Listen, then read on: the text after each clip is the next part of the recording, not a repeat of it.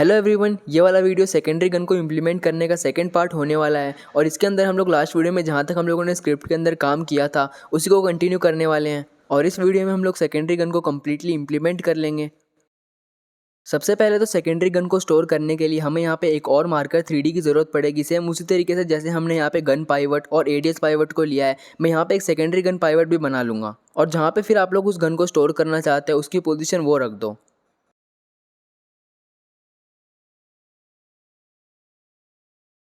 Rotations को देखने के लिए मैंने इसी नोड में एक टेम्पररी गन ऐड किया और यहाँ से आप लोग ने इसकी रोटेशन को नोट डाउन कर लेना, बिकॉज स्क्रिप्ट ने हमें ना इसको यही रोटेशन देनी होगी। देन मैंने गन के बटन वाली स्क्रिप्ट के अंदर एक नया वेरिएबल क्रिएट किया गन नाम से, जिसके अंदर हम लोग एक्चुअल में गन का रेफरेंस स्टोर रखेंगे। एंड देन उसके बाद जहाँ पे ये बटन सिलेक्ट हो रहा है वहाँ पे हमने इसके पेरेंट के स्लॉट सिलेक्टेड वाले सिग्नल को एमिट करा दिया है, जिसके अंदर हम लोग गन का रेफरेंस भेज रहे हैं। अब ऑब्वियसली ये वाला सिग्नल इसके पेरेंट में मतलब कि वेपन वाली स्क्रिप्ट में होगा, तो चलो उसको देखते हैं। वेपन्स वाले स्क्रिप्ट के अंदर मैंने कुछ चेंजेस किए हैं। यहाँ पे मैंने सबसे पहले स्लॉट सिलेक्टेड नाम का सिग्नल बनाया है, जिसको कि हम लोग उन बटन्स में से एमिट करवा रहे हैं और ये सिग्नल ना हमारे सेकेंडरी गन को सिलेक्ट करने के काम आएगा।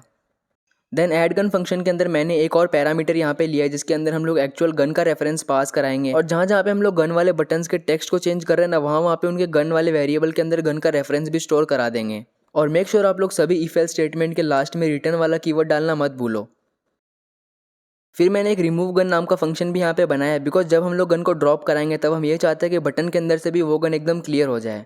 देन मैंने इसी स्क्रिप्ट में एक और नया फंक्शन बनाया जो कि उस बटन को रिटर्न कर देगा जो कि करंटली सिलेक्टेड ना हो, बिकॉज करंट वाले के लिए तो हमने ऑलरेडी फंक्शन बना रखा है, तो हमें दूसरे वाले के लिए भी चाहिए। अब चलो हम लोग बढ़ते हैं प्लेयर वाली स्क्रिप्ट में।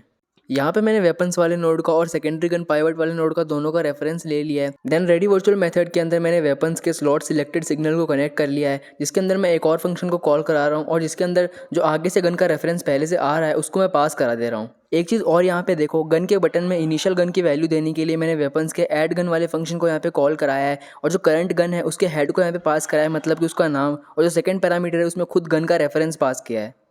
देन इसी स्क्रिप्ट के ड्रॉप गन वाले फंक्शन के अंदर मैंने वेपन्स का रिमूव गन वाला फंक्शन कॉल करा दिया ताकि वो जो गन है वो बटन में से भी रिमूव हो जाए।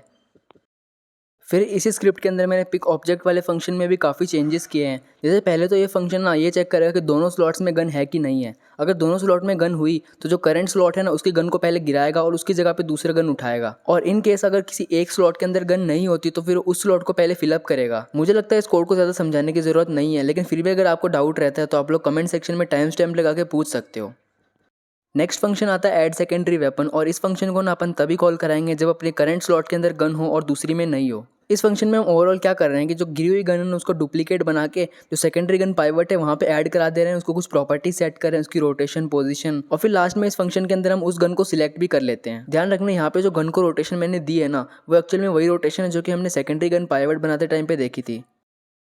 नेक्स्ट आता है सिलेक्ट गन फंक्शन, और ये फंक्शन क्या करेगा, दोनों स्लॉट्स में से किसी एक गन का रेफरेंस लेगा जो कि सिलेक्ट की गई है एंड उसको करंट गन के अंदर ला देगा। इस फंक्शन में हम सबसे पहले ये चेक करेंगे कि प्लेयर के हाथ में गन है कि नहीं है, जिसके लिए ऑलरेडी हमने हैज गन फंक्शन बना रखा है। और अगर उसके हाथ में गन नहीं हुई तो हम क्या करेंगे, जो पीछे गन रहेगी सेकेंडरी वाली वो उसके हाथ में ला देंगे। अब उस गन को हाथ में लाने के लिए हम सिंपली यहाँ पे क्या कर रहे हैं, जो पीछे वाली गन है ना उसको डुप्लीकेट बना के हम गन पाइवट के अंदर ऐड करा दे रहे हैं और जो पीछे जो पहले थी उसको क्वी फ्री करा दे रहे हैं। और इन केस अगर ऐसा नहीं होता है तो फिर हम सबसे पहले ये चेक करा रहे हैं कि जो गन का रेफरेंस आया है वो करंट गन है कि नहीं है। करंट गन का मतलब है वो अपने हाथ में है कि नहीं है। अगर वैसा नहीं हुआ तब हम दोनों सेकेंडरी गन को और प्राइमरी गन को स्विच करा देंगे, और अगर ऐसा होता है मतलब कि जिस गन का रेफरेंस आया है वो ऑलरेडी हमारे हाथ में है तो फिर हम क्या ही स्विच कराएंगे। तो इसीलिए हम उस केस में कुछ भी नहीं कराना चाहते। इस कोड में वैसे कुछ खास है नहीं, मैंने बस क्या किया, जो दोनों गन्स के डुप्लीकेट है ना उनकी प्रॉपर्टीज को सेट किया है। और एक चीज़ और, ये जो गेट सेकेंडरी गन वाला फंक्शन है ना यहाँ पे, ये फंक्शन बेसिकली क्या रिटर्न करेगा, जो पीछे गन होगी ना उसका रेफरेंस यहाँ पे रिटर्न करेगा।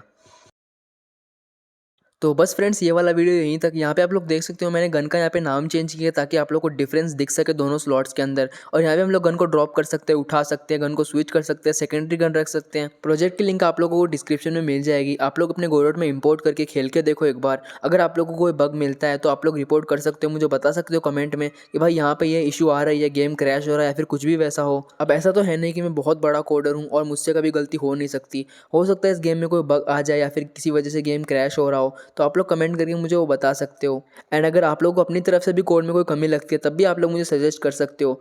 नेक्स्ट वीडियो में हम लोग अपने गेम के अंदर एक ऑटो गन को ऐड करके देखेंगे, बिकॉज अगर गेम में सिर्फ पिस्तौल होगी तो उसे खेलने में मज़ा नहीं आएगा।